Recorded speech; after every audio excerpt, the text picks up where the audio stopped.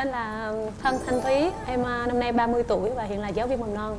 Còn em? Em Phạm Trần Thế, là kỹ thuật viên, 27 tuổi. 27 tuổi? Dạ. Như vậy là thua cô dâu 3 tuổi. 3 tuổi. Nhưng mà thấy Thúy trẻ hơn. Trẻ đó nghe, tại vì cô giáo mầm non, cho nên tiếp cận với các bé bởi vì trẻ hoài đúng không? Đúng đó. Em cũng nghe tao khen qua. Rồi, bây giờ cho anh hỏi nè, cái ấn tượng đầu tiên của hai bạn lần đầu tiên gặp nhau là như thế nào?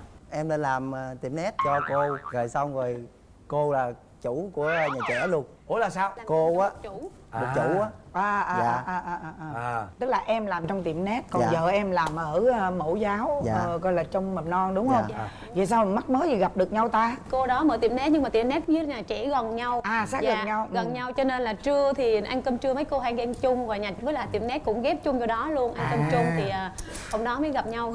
Hai bạn gặp nhau thì bên nào để ý bên nào trước? Em để ý trước. Điều gì mà em để ý cô này? Múp. Cô giáo múp quá. Cô giáo múp quá kìa. Rất. Bây giờ ông Thế ông nói cho tôi nghe, ông nhìn đâu mà ông nói người ta múp? Tại giờ mặc đồ cưới không thấy. Mặc đồ cưới không thấy? Dạ. Chứ mặc đồ gì mới thấy múp? Bắt đầu tập thể dục quá, nhìn vô cái múp quá. Vô ăn cơm cái nhìn cô giáo không. Rồi sao? Dạ. Rồi sao? Rồi không có để ý. Cái bữa đó thì em lên ăn cơm sớm hơn mọi khi thì mới gặp ông này, ông đang ngồi ăn mà ông ăn ông không có dòm tới ai hết trơn, ông cắm đầu xuống ăn vậy nè. Ông nói chuyện với ai ăn bất chấp vậy. Em mới hỏi chị cái bên ai vậy thì chị mới nói là này làm tiệm net ở ngoài tiệm net vô ăn cơm. Nói vậy hả? Cái cũng hỏi em ở đâu, không nói, cười ăn tự nhiên đi, nhưng em không có sao đâu, cũng không nói, cười cũng cắm đầu ăn không. Mình nghĩ chắc là nhỏ tuổi hơn mình rồi cho nên là mình cũng xưng em ngọt xớt vậy đó. Chị mà lớn hơn 3 tuổi đâu dám để ý đâu. Vậy sao nãy em nói em vô để ý là Để ý rồi múp. nhưng mà để ý cô gái chưa có biết tuổi. Mấy ngày sau mới biết là tuổi nên không dám đụng luôn. Lúc đó đang lớn tuổi hơn mình đúng không? Là né luôn đó. Né luôn. Ủa nhưng mà Đang còn quen với quê một cô ghệ nữa. Nên không dám, em gới. Rất là thẳng. Rất là chân chất. Nhưng mà nếu mà tỷ dụ mà cô này cũng nhỏ hơn em là em có ghẹo liền không? Ghẹo liền. Có chứ. Ghẹo liền. Cho đến cái lúc mà chuyển giai đoạn là yêu nhau đó thì là cái câu chuyện như thế nào? Em cũng có người yêu ở Mỹ, ông nội này thì cũng có người yêu ở quê. Dạ, cho nên là hai đứa hoàn toàn độc lập, giống như chơi với nhau như chị em với nhau thôi. Có một lần Lục tự nhiên cảm thấy ông này sao quan tâm mình quá mức rồi, có nhiều cái hành động mình nghĩ chọc có khi nào này tích mình không trời. Tức nghĩa là Thế đã để ý người chị này rồi. Dạ. Từ khi nào? Không biết luôn. Đó là cái hành động nào mà em nói là bạn này quan tâm đến em nhiều? Hỏi han nè, rồi cái chuyện gì mà chị Thúy nhờ là làm tất tần tật luôn. Rửa hình dùng cho mấy đứa nhỏ là rửa luôn. Đã vậy trong cái USB nó còn có hình người yêu cũ nữa của chị Thúy nữa. Thế là lôi cái hình chị Thúy với lại người yêu cũ rắc thành một tấm, đi rửa cho chị Thúy bỏ vô trong cái bóp nữa. Nhưng mà lúc đó là em vô tư mà đúng không? Vô tư. Lúc đó là vô Lúc đó tư. là còn quen người quen. Rồi bây giờ anh đoán nè, lúc đó vẫn còn là tình chị em, chắc là từ cái tình cảm của Thúy với người yêu bên Mỹ đó chắc có rạn nứt rồi, lúc đó thì hai bên này mới bắt đầu cảm thông với nhau đúng không? Dạ. Và em với người yêu em chia tay rồi. Chưa chia tay. Còn quen nhưng mà xa quá, rồi ở gần dưới đây có tình cảm trước. Rồi lúc anh sao chia tay được với người kia? Trốn luôn, không về quê luôn. Ủa nhưng mà rồi yêu nhau bao lâu thì mới cưới nhau? Trong 1 năm là cưới. 1 năm. Chắc có lẽ là suôn sẻ đúng không? Không có suôn sẻ, tại vì là bên gia đình chồng thì đồng ý. Lý do? Thi lớn tuổi với lại xa nữa. Ở Bình Định. Xa Rồi. đi. Quê xa. Quê Xa, đi rước dâu phải xa đúng Dạ. không? Rồi không cho à? Dạ. Em làm gì để mà rước nàng về Vinh? Điện năn nỉ mà không có ai chịu hết. Điện về nói là chuyến này Tết năm nay con chở người yêu con về ra mắt ông bà nội với mẹ. Cái điện lên nói là chuyến này mày dẫn nó về, nó tao đuổi cha với mẹ ra đường ở nha. Cái cha mẹ nói mày thương tao đừng có dẫn con nhỏ nó về kia. Tết ra chở vợ về luôn. Tới già cái cha mẹ xanh mặt mày hết. Sợ đuổi ra khỏi đường. Em thấy mặt của ba mẹ chồng em cũng sợ lắm, sợ tái mê tao mét hết trơn à. Mẹ bưng cái chén bún cho ta mà run hết trơn luôn. Có cha thì còn bình tĩnh, cha vô cha dắt xe vô rồi cha lấy túi xách rồi vô. Xong rồi hai đứa mới xuống dưới nhà bà nội á. Xuống thì ông này nói chung là hồi nào giờ cũng sợ ông bà nội. Xuống thì cũng rụt rè lắm, cũng ơi thưa bà nội, ông bà nội con mới về nói mà. Rồi nó lưu thi nói ông bà nội cũng trả lời trả vốn vậy luôn. Cái em thấy vậy em cũng ớn quá, sao tình hình căng thẳng quá vậy trời. Sau đó mới ra sau rửa mặt xong thì vô cũng nói chuyện cứ cởi mở rồi hỏi thăm bình thường như thế thôi. Không hiểu sao cái bà nội chuyển thái độ 180 độ luôn. Rồi qua ngày hôm sau là bà nội gật câu là thầy vợ thằng Thế luôn, không có cần. Ồ, dễ thương quá hả? Rồi Rồi lúc đó là gia đình đồng ý luôn? Dạ là cha với mẹ chồng thì không có vấn đề gì, ông bà nội ok là ông cha mẹ chồng ok thôi. Vậy thì cái lúc mà khi mà em biết được là gia đình chồng á là chê em già rồi không đồng ý á, thì lúc đó thái độ em sao? Em buồn không? Dạ nản lắm, tính là chia tay cho rồi chứ chưa cái gì mới có bắt đầu mà ông này thì không chịu. Cứ đòi cái xong cái giận xong cái qua sân thượng nhà người ta ngồi tự kỷ bệnh. Cái bò bên đây nghĩ nói hoài mà cứ im gu như hoài không nói gì hết. Rồi hành động như thế sao? Tức quá nãy giờ đi không đi lấy gạch đập đầu á, biết là bên đó có cục gạch mục lắm. Mục phải không? Một rồi không dám đập nhưng cục gạch mới đập luôn bể đầu hả? đập luôn bể nát Đập không đi. Dạ bể cục gạch luôn. Lúc đó em nhìn thấy em sợ không? Dạ không, tại vì biết ông này em sợ đau. Thành ra mà gạch thì mưa nắng rồi xuống nó chắc nó cũng mục rồi, mà ông dọa mình trước nhưng mà ông địa từ mấy cục gạch có cục nào mục không, ông mới đập đi, đầu ai đó bể chứ đâu phải mình bể đâu. Rồi sao? cái đi vô nhà với bộ xỉu xỉu mà con mày nữa. Cái cây cô giáo đi lên xong cái thấy xỉu cái lầu vô giật trong gáy rồi thọt ép lâm muốn cười mà không cười được. Mình sắp nữa đâu dám ngứa mặt lên người ta quýnh chết rồi. Rồi cứ giật hoài đạo quạo muốn chết luôn á. Gái chịu đựng. Nếu mà cười lên là thấy chửi giận nữa. Coi như là sợ chửi giận nữa. Mà lúc em có biết giả bộ không? Dạ biết, cái mặt này giả bộ là biết hay Vậy lắm. thì em tại sao không giật cuồng nhiệt lên để Dạ cho không, họ ghét? em chỉ đứng khoanh tay em dòm thử để diễn tới chừng Để nào coi thôi. chịu được. Để diễn sâu tới chừng nào đó. Đến bao lâu thì mới Đuối quá rồi.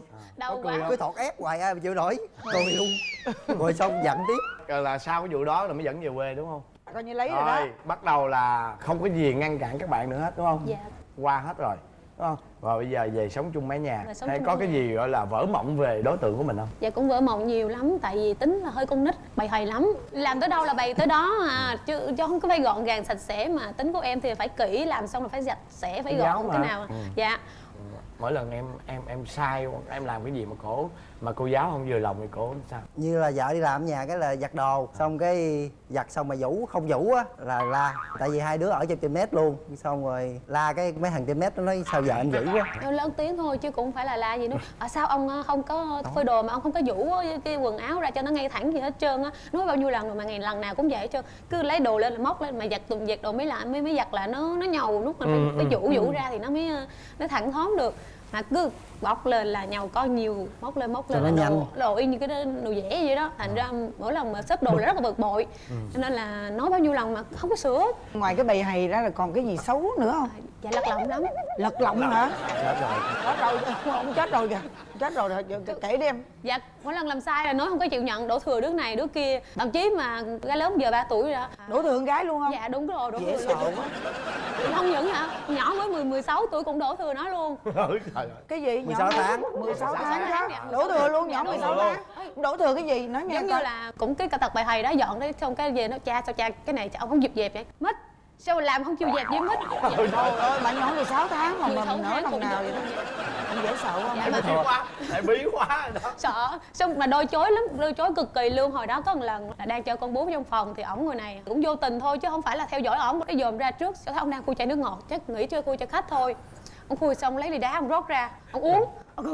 Mà ông dòm vô phía trong phòng với coi mình có dòm ra không. Uống lén đó. Dạ đúng rồi, uống lén. Xong cái thấy rồi, im ru không nói tiếng nào hết. Cái ông uống xong cái ông còn miếng này nè, ông không uống cho hết đi, thôi uống xong phi tan đi. Không, để lại trong thùng đá đó để dành uống nữa. Cái trong này em cho con uống xong em giả bộ em đi ra, xong dỡ thùng đá ra cầm chai nước ngọt lên, nó ủa cha cái nước ngọt này của ai vậy? Của khách á, của khách uống còn dư để dành xíu nữa ăn nướng. Là dối trá đó, dối Dạ, trá. dối trá lắm. Cái em nói là tôi ngồi trong đó tôi thấy rõ ràng ông múc cái ly đá ra, ông rót vô ông uống, ông còn dòm cho thử tôi có dòm ông không, mà giờ ông nói là của khách, giờ này của ai? Của anh. Cứng họng, cứng họng đó. Phải bắt tận tay dây tận mặt thì lúc đó mới không chối, chứ không là chối bất chấp, Lật chối lòng. chừng nào mà không được nữa thôi. Lật lòng đó. Ủa rồi sợ vợ lắm hả cưng? Tại vì không có thích vợ buồn. Không thích vợ La buồn. cái bất công rồi em quạo lên rồi cái cãi lộn rồi không có vui. Chứ không phải là vợ đánh hả? Có bao giờ bị đánh đòn như cô giáo đánh học sinh Cũng chưa? sợ nhưng mà né đứng xa lắm. Tại vì vợ Bình Định có võ không dám đứng lại gần. Nói nghe nào. Đầu tiên là gì bậy hầy nè, thứ hai lật lọng. Lật lòng, Dạ. dối Thứ trá. ba là dối trá rồi giờ mới còn nữa không? chắc là hết rồi, chưa chậm thời quên mất tiêu rồi, Trung quá quên rồi. Vậy hả? Bây giờ tới chồng đi. Hay la chồng quá, Rồi gì nữa? kỹ quá. Thí dụ như là phơi đồ xong rồi đem vô xếp á, bỏ sủ hết trơn rồi, đi làm gì nói em này xếp đồ hết trơn cho em rồi đó, em sướng rồi. Ai ngờ đâu ngồi đi gan trước đi vô thấy phải lòi ra mới xếp lại hết trơn. Công kỹ chưa bao giờ xếp bỏ cũng chết luôn. Kỹ quá phải không? Rồi hay Muốn la. lên máu luôn vậy đó. Muốn lên. Rồi còn gì nữa không? Ham tiền. Ham tiền. Trời ơi, không có kẹo mà ham tiền. Tiền mà không phải là mình ham, nhưng mà mình nói cái gì mình cũng nói tới tiền. Nói bà sao bà ham tiền quá, cái gì mới tức lên nói là ủa ông sống không cần tiền, không có tiền sao có, không có vật chất sao có tinh thần. Mà đó ông này ông làm cực lắm mà ông xem trọng tiền, giống như ông bán buôn rồi cả ngày vậy đó, mà nguyên cái hộp tiền ông để ở trước, ai lấy ông không có lấy. Ủa gì kỳ vậy? Tại vì trước cửa có Quên bán nước hoài, mía á, quên cái hoài xong vậy rồi đó. tối bán xong rồi có cái hộp tiền trong á, cái bán xong rửa tủ xong bỏ hộp tiền ngoài đường á, ai muốn làm gì làm.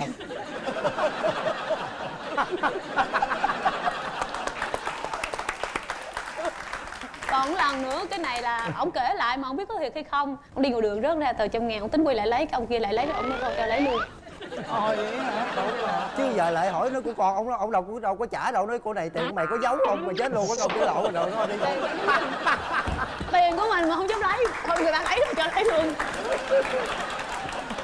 Tụi em còn chuyện gì vui nữa không? Đi làm về mà thấy sắp vô hung vợ rồi sờ mó vợ là biết rồi. Em đẹp quá, khen thí thế lắm, khen ôi hôm nay em thơm quá, em không có hôi, là mình biết thế nào cũng có một câu sau là tối nay cho anh quện nha. Tức có nghĩa là câu trước là khen vợ, nhưng câu sau đệm thôi là tối nay cho anh quện nha. Cho ân huệ đó phải không? Không phải tối nay cho anh quện một cái. Quên. Cho ân huệ đó là chứ không phải cho ân Trời huệ. đất ơi, cái từ nó thô thiển đâu á. Không có Quậy. nói. Rồi, bây giờ em mong muốn ở Thế thay đổi điều gì? Bớt nhây, bớt xàm lại, em biết nói xàm lắm, xàm cả ngày, xàm nhức cả đầu luôn vậy đó. Đế. Mà Dạ. Có đâu nói xàm vui mà. Nói xàm cho vui, không thôi nhà buồn hiu à. Nói cho vợ vui á. Không, nói vui thì cũng có lúc, nhiều lúc mình đang bực mình mà tự nhiên cái lại cũng sờ mó kêu vợ ơi, em ơi anh muốn có cái gì đó với em ơi này thứ nọ, nói chung là kiếm mọi chuyện đó nói, mà nhiều khi chọc cho bực lên thêm vậy đó. Thế còn Thế mong muốn vợ mình thay đổi gì? Bớt to tiếng lại, To tiếng. bớt kỹ lại, kỹ quá. người ta to tiếng tại vì ông xàm quá người ta mới to tiếng chứ. Xàm Đúng thì không? nhây nữa. Rồi người ta kỹ vậy là tốt cho con ông với lại tốt cho ông, mà ông đòi người ta không kỹ. Đàn bà con cái là phải kỹ lưỡng sạch sẽ, hiểu không? Đó là cái yếu tố quan trọng nhất. Thử mà giờ á, mà bê bối luộn thuộn coi Bày hay là nữa. bày hay coi là em chán liền, Trời, hiểu không, chưa? ngày xưa ông cũng bày hài lắm, rèn lắm mới được như vậy nè. Thôi bây giờ về đi, chị chúc cho tụi em á là lúc nào cũng vui vẻ hạnh phúc như vậy. Cái gia đình tụi em rất là dễ thương, Dễ thương quá. hiểu không? Và nhớ một điều á là Thế á, Dạ. chỉ cần em chững chạc lên một chút xíu, có nghĩa là em vẫn giữ cái vô tư của em như vậy cho không khí gia đình vui, nhưng mà phải đúng lúc đúng chỗ, giống như là vợ em nói vậy đó. Còn bình thường á thì cũng phải có những lúc em phải chứng tỏ em là người đàn ông trụ cột của gia đình. Rồi, xin cảm ơn hai bạn. Chồng em cứ gặp cô gái nào xinh thì sát đến gần, xong tụi em quen nhau 10 ngày ạ thì quyết định cưới nhau. Tại chồng em nói nhiều ạ.